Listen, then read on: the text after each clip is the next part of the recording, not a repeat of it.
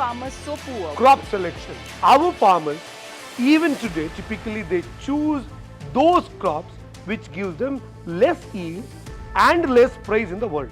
Farmers don't know to connect with the market. The market linkage is very bad. When farmers don't know to sell, they can't fix the price for their produce. A farmer who is growing vegetables throughout the year, he'll get 10 rupees. The one who is selling it in one day, he gets 20 rupees. People are looking to buy something freshly produced in farm and a product of it. Absolutely. I've seen some farmers today, they produce fruits and vegetables, they process, they add value to it, they make a better product and they sell the product. They don't sell the raw produce. Land holding has gone down. Because of that, we have to find a way to increase our income from the same parcel of land and create additional income sources. Only then farmers can come out of poverty. A lady from Pune who earns 1 crore rupee from 1 acre of land. Farmers are struggling to earn even 1 lakh rupee per year from 1 acre of land. We are celebrating 75th year of independence in India. Gandhi ji had a dream of Ram Rajya. Have we achieved that dream? We always say Jai Jawan, Jai Kisan. Are the Kisans happy? What is the condition of Indian farmers now? Why are they so poor?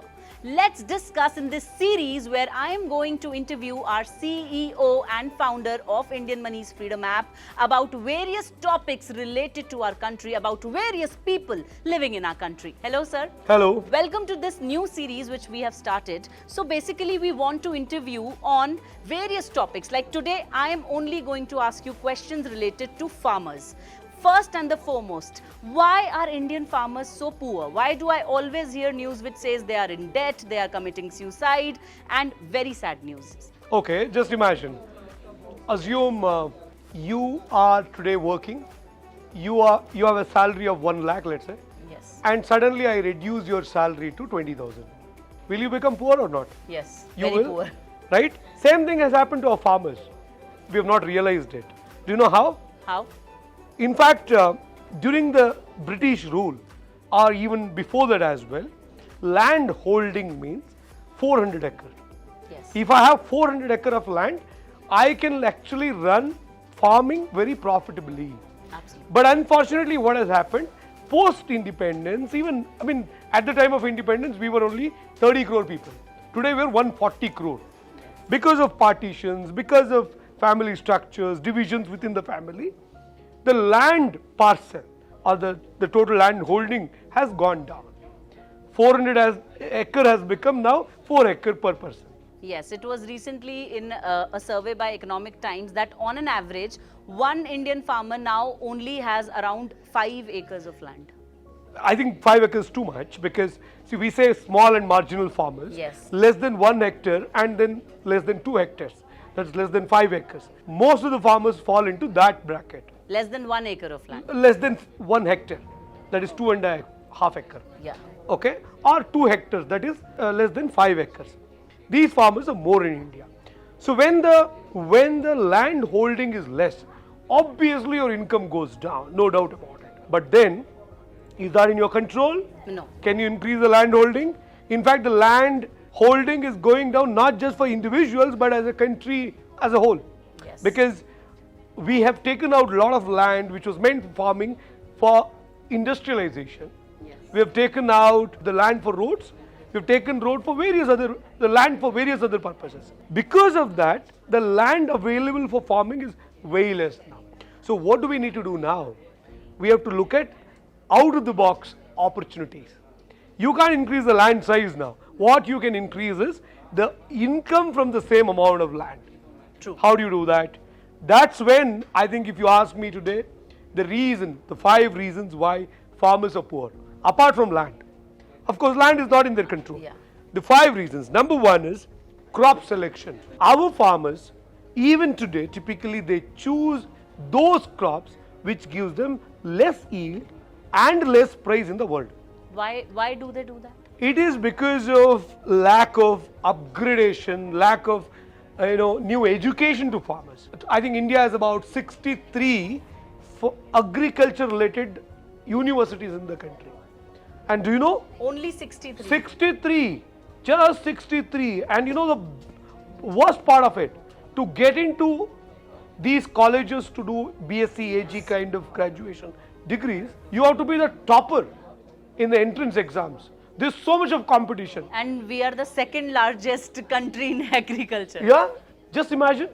Everyone can't really get admission into these colleges for agriculture related degrees. Because so there are difficult. less colleges and Absolutely more less number of people seats. applying for it. So what needs to happen is agriculture education has to increase. That's not happening. So because of that, farmers don't know what to grow. So for example, crop selection means what? First thing is what goes well with my soil. Right? Soil testing has to be done, and then I have to decide what goes well. Then the climate. In this climatic condition, with this in this environment, what goes well. And the next is I have to understand what has got demand in the market. Yeah, what will sell more? Absolutely, because if I grow something which won't sell in the market, I will not be able to sell it. I won't make money. There's no fun in doing it, right? So that's again very important. So crop selection is one such thing which farmers have to do it really well. And today if they are not doing well, it's because they've taken wrong crop. Many people say that no, I don't have money for investment. I can't do, I can't set up huge infrastructure. So I'm doing paddy, ragi, wheat. That gives you the lowest income. They're still doing it. In fact, if you want to do paddy or ragi, wheat kind of things, you should go to South African countries.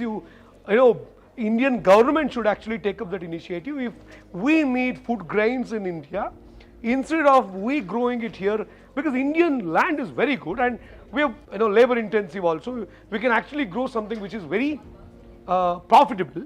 And whatever the food grains we need, we can actually go and produce it in South African countries where you can actually lease out millions of hectares of land and you produce whatever you need. Yes. You should not be wasting Indian land to produce that. So that's again first reason. The second reason is lack of automation and mechanization. Today we have not adopted new technology in farming. See, as I said in the beginning itself, land parcel has gone down. Now, what I used to produce in 100 acres, I'll have to produce in 5 acres or 10 acres. What is the option? Probably I have to set up greenhouse, right? Or I'll have to do vertical farming. Yes. So there are various things which needs to be done in that direction to make it happen. Basically, what I believe is they do not upgrade themselves. They do not learn the new technology or do not try to learn the new techniques, the Indian farmers. Correct. That's again very important. So today, to avoid labor cost, to reduce the labor cost, there are opportunities. To increase the efficiency or the productivity, you've got opportunities. All that can be taken care, but unfortunately, that is not reaching out to farmers. And the other problem here is, there's another practical problem with reference to automation and mechanization. See, I have to buy some machinery by paying 10 lakh rupees. It makes sense to invest that kind of money and buy that if I have about 15-20 acres of land. Yes. For 2 acres, it doesn't make sense. So the cooperative setup has to come into picture. Yeah. So wherein a group of 10 farmers, group of 20 farmers should come together and buy all these machines together and manage them. In fact, government has now come up with farmers producing organizations, FPOs. Yes. Through that, actually, they can do it, and there are various subsidies for it. Farmers will have to leverage that. That's the second problem why farmers are poor, and that has to be addressed. The third reason why farmers are poor is farmers don't know to connect with the market. The market linkage is very bad. See, I keep telling you this, right? See, when farmers don't know to sell, Yes. they can't fix the price for the produce. Yeah, I think middleman takes away the major part of the money. Just imagine a farmer who is growing vegetables throughout the year, he'll get 10 rupees. The one who is selling it in one day, he gets 20 rupees per kg. And this is what is happening in front of us today. Yes. Right? Just to give you an example, tender coconut in Maddur, very close to Bangalore, farmer gets 18 rupee per tender coconut, 16 to 18. Yes. But we pay 45 rupees. And in Delhi it's 55 and Ria told me in Bihar it's 65. Just imagine. So market linkage is important. I think that's where farmers will have to work together to establish market linkage. See, if I'm a businessman, Yes. industrialist, while I set up the factory, the first thing I worry about is who's going to buy this? Where do I sell this? To whom will I sell it? But how many farmers are worried about it? Okay, monsoon started, let me sow it. Let me sow the seeds. I do it. Sowing happens. I cultivate. I harvest. Then I worry, where do I sell? That's a wrong approach. You should always produce based on what is going to sell. And that market linkage should be very efficient. I would rather say where you should have contract signed even before the production. Today, you think about it, I mean, like people say, I produce it against PO kind of thing in corporate world. Yes. Similar way, farmers should have that. Unfortunately, government has not done enough to build such a system. There's no sufficient, predictability here. I really don't know what would be the price for per kg of tomato in the month of October. Yes. I don't know. I can't even predict 2 weeks in farming today.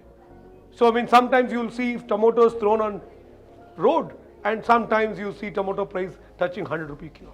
One time onion price raised so much that Yeah. we all hoarded onions in our backyards. Absolutely right. So this is what happens. So I think the market linkage is one area where farmers will have to work about, and unless they do it, they will not prosper and they remain poor. So basically they have to sell their own produce and they have to sell to the right people and be an agripreneur. Absolutely. I think the next point I was talking about is that, see, when I had 100 acre of land or 200 acre of land, I used to produce a lot of paddy or vegetables or fruits. I used to sell it because throughout the year I had my job to produce. Yes. When my land parcel has gone down, I don't have whole year to produce Yes. because I have less land. So what should I do now? I should spend more time in processing it. Yes. I should add value to it. For example, I produce mango. I should now decide the mango's various usages. I can make mango pickles. Yes. So when it is even very small, I pluck few and I make mango pickles. The next stage is what? I get mango fruits. I sell if I have good rate. I don't have good rates, I will take pulp out of it. I come up with my own brand. I launch my own mango juice. Yeah. Packaged ones. Taking food license is very easy today.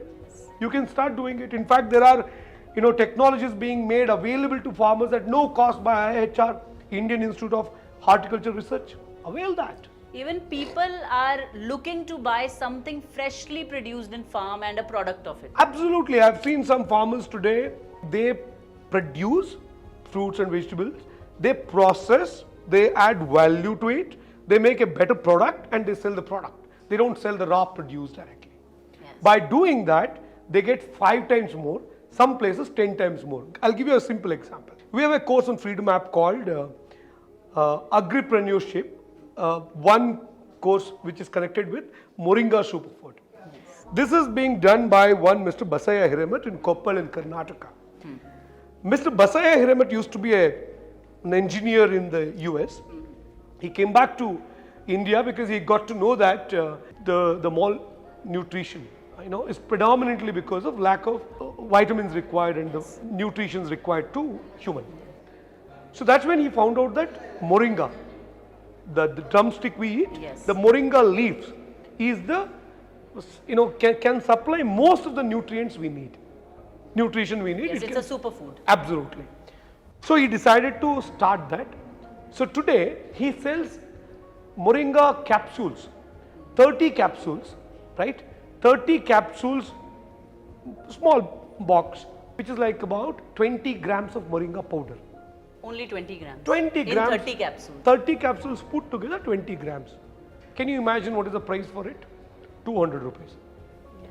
If you buy 20 grams of moringa powder directly, it costs you maybe about 2 rupees. But I would prefer the capsule. It's easy to consume. 20 grams is 2 rupees. He's selling the same for 200 rupees because he has made capsules out of it. The powder value is only 2 rupees because he's adding value. He has created a brand. He has packaged it. He's selling it under his own brand. Yeah, and maybe he just saw this thing that people would be more comfortable eating a pill every day instead of the powder. Absolutely. Today what is happening, farmers who produce these kind of things, they don't add value to their product, they don't have the pride in creating value for their product, because of that someone else is adding value to your product and he takes the maximum value out of it.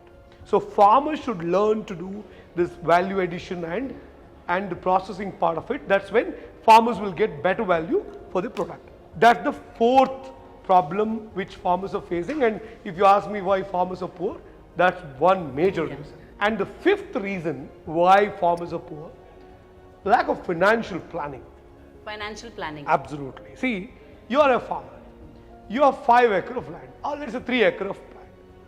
Now 3 acres of land means, do you have work in your farm throughout the year, around the year? No. You won't be having it. But what do? Because you have 3 acre land, because you are a farmer, you don't want to work elsewhere. Okay. And you mess up with your financials by, see, you think 3 acre land, whatever money it gives you, you spend on your personal things.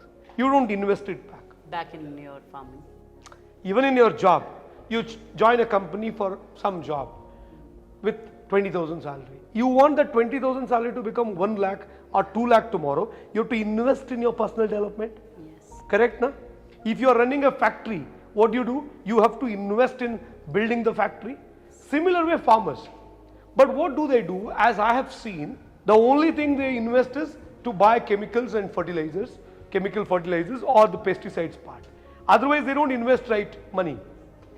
Right? So what we need to do is, farmers have to separate their personal finance from farm finance. Let's say now I have 3 acres of land, I will be earning every year 10 lakh rupee from 3 acres. Okay. Now out of that, I will need to invest 4 lakh rupee per year to produce that income. So I should not touch that 4 lakh. The remaining 6 lakh is my profit. I would probably take every month fixed salary, and that I will transfer it to my personal account and I spend from there. Now I understand, no, I don't need, I can't manage myself with 6 lakh, I need more money. What do? I have to either invest more money into my farm, either by taking loan or by putting it back from my pocket, and increase the income in the farm. If not, let's say I can't do that, I will have to take up seasonal employment. Since I have only 3 acres of land, I don't have work around the year. So what should I do? I should probably say, these 3 months in a year or these 6 months in a year, I don't have work in my farm. During that period, let me work elsewhere for a fixed salary. Yeah.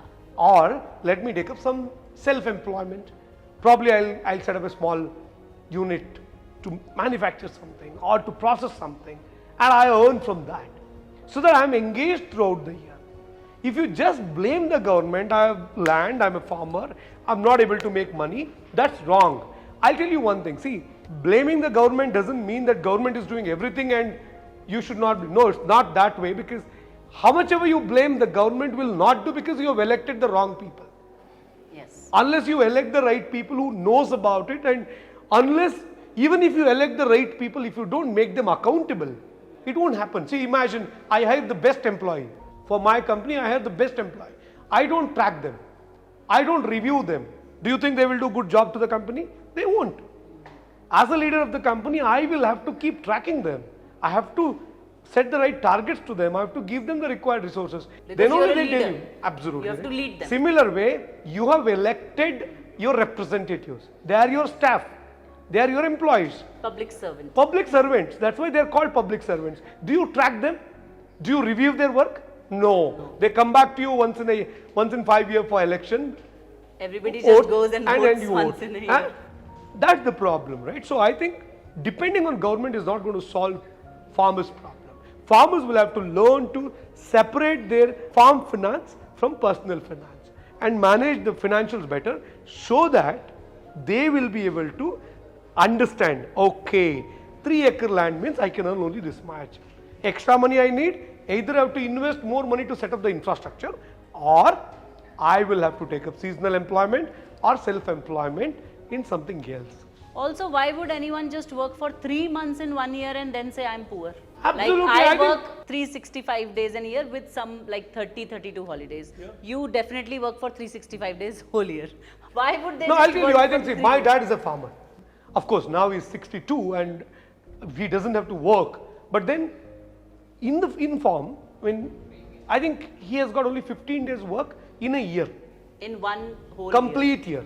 Just 15 days if he works, his farm is taken care. Throughout the year he doesn't have work, but if he would have been younger probably. See, when he was young, I know my father, along with the farm work, he used to run a nursery, which used to give him round the year income. He used to do a lot of other things, and that's how he used to make money.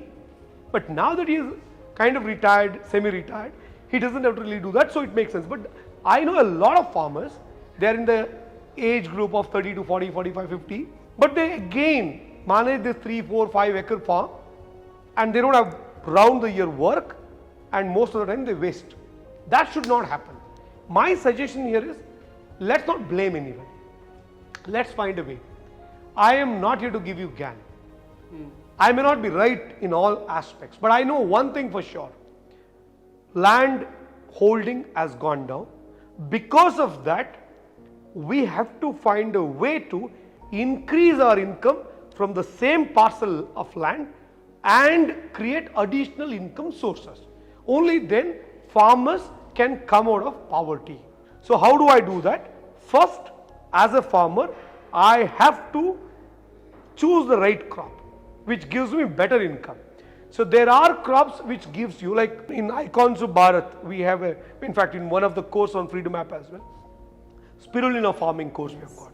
A lady from Pune who earns 1 crore rupee from 1 acre of land. Yes. 1 crore rupee annually from just 1 acre land. Farmers are struggling to earn even 1 lakh rupee per year from 1 acre of land. So choose the right crop which gives you better income. Number 2, do the market linkage. Make sure that there is sufficient connectivity. You are able to take your produce to the right market, get the best price. Automate as much as possible. Mechanize as much as possible. Use farmers producers organizations, FPO concept. Collaborate with your fellow farmers and increase. Help each other to grow. Absolutely. And the fourth one I said is value addition and processing. Yes. You should make sure that whatever you produce, if you pluck it directly from the farm, you sell it at a lesser price. You add value, you process it, package it, create a brand, you can sell it for 100 times more price. Like the moringa. Moringa example I gave you. And the last one is financial planning. You should know how much I can earn from this land. More than that you want, seasonal employment or self-employment. I have just known one thing now, that we always read news about why farmers are poor, what is happening to the farmers, but here you have given us some practical solutions on what they can do. Absolutely. Absolutely, what you said is right, that we cannot increase the land area, but we can do a lot of other things. Thank you so much for enlightening us on this, and we would continue this series where another time we would like to talk about different professions and how we can help them grow. Well, if you have understood that farmers are poor but they can increase their yield by using certain solutions now, share this video with all your friends and family. Share this video especially with all the farmers of this country or the young entrepreneurs who want to venture into farming. We are in 75th year of independence of our country, and we need to find solutions to our problems by gaining knowledge. This is your host Sugandh Sharma signing off, but before I do that, do your bit. Subscribe to our channel and make more people watch this useful information.